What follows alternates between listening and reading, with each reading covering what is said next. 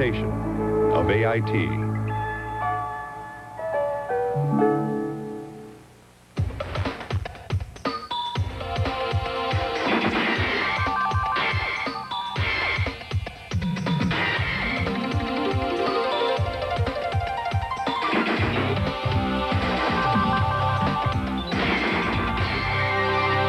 From Science Source, Earth, the environment, and beyond.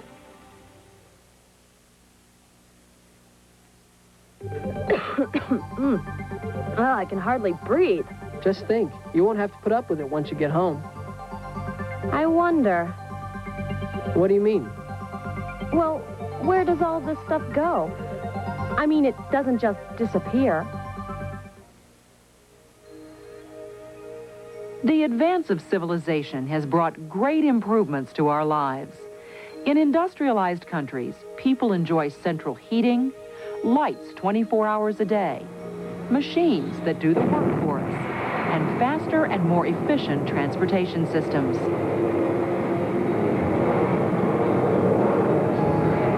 All of this has allowed us to dominate nature and to understand our world. On the other hand, we're filling the ground, atmosphere, and water with unnatural products, adding to the quantities of those that were already present in excess. Some of these products can be dangerous and even deadly.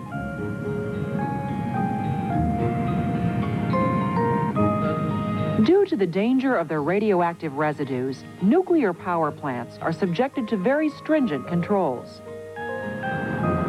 Smoke from factories and motor vehicles that dump their wastes into the air, seas, and rivers all contribute to the destruction of our environment. The health of humans, animals, and plants are at risk.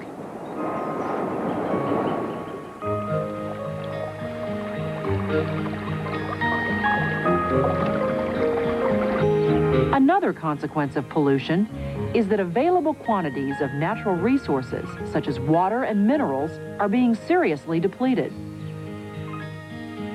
For this reason, there is worldwide concern for our environment.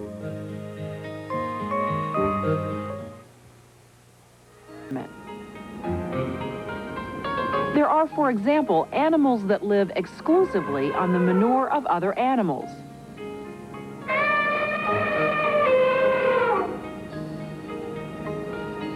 Others, such as buzzards and hyenas, eat dead animals, thereby eliminating possible residues from decaying carcasses that could cause illness. Humans have altered this natural biological balance. The problem is that today, we produce so many different residues and in such great quantities that nature does not have the capacity to absorb all of them. This produces serious alterations in our environment, and long-established biological cycles are being modified, jeopardizing many life forms. Humans contaminate principally through residues left by combustion of certain materials and by mass consumption.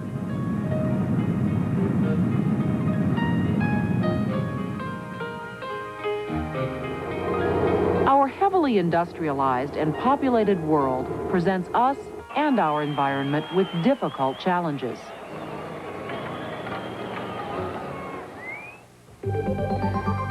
Well, I have a clear conscience. Yeah. I don't pollute the environment with this stuff. Wait a minute, though. What? Well, we ride in cars, create garbage, and use electricity. Good point.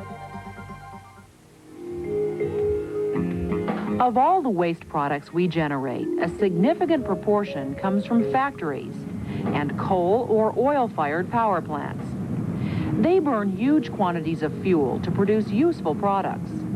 The particles of smoke produced by burning organic compounds, such as wood, coal, or petroleum, are left in suspension in the air and are carried by winds to other places.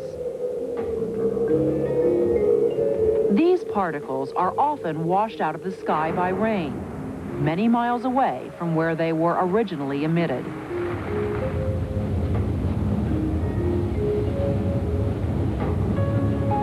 Many substances undergo chemical changes when they are freed into the atmosphere.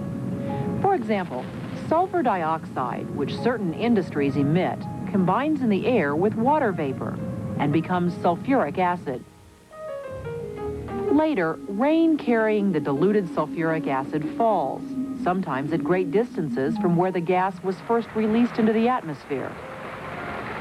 This phenomenon is known as acid rain. It contaminates rivers and harms plant life over vast areas.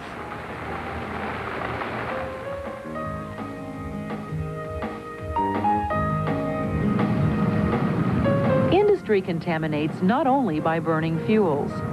Water used for cooling and cleaning is often taken from rivers and is sometimes contaminated with toxic residues. It's then returned to the same rivers, producing serious consequences for life there, and in some cases, even destroying it completely.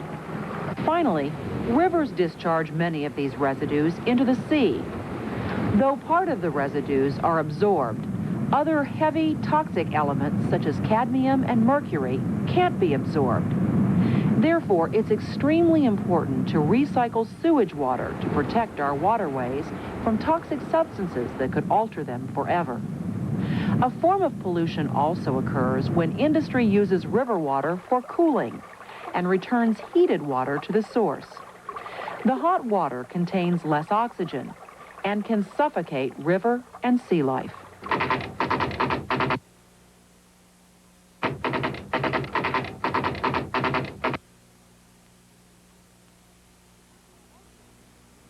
Apart from industry, heavily populated cities are another important source of pollution. Cities pollute the atmosphere in an alarming way. Large numbers of cars and trucks produce tremendous pollution in the atmosphere.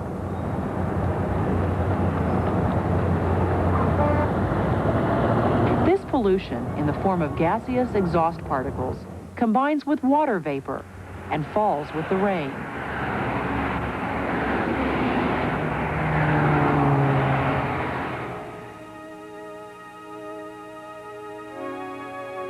In addition to atmospheric pollution, large concentrated populations produce tremendous quantities of solid waste, largely composed of garbage and sewage.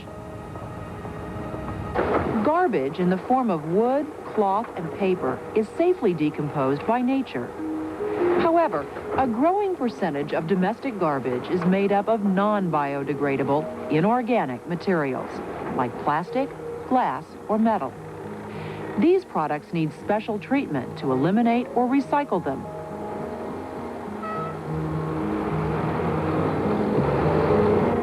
Today, glass and aluminum are commonly recycled, which not only helps save the environment, but makes these products cheaper.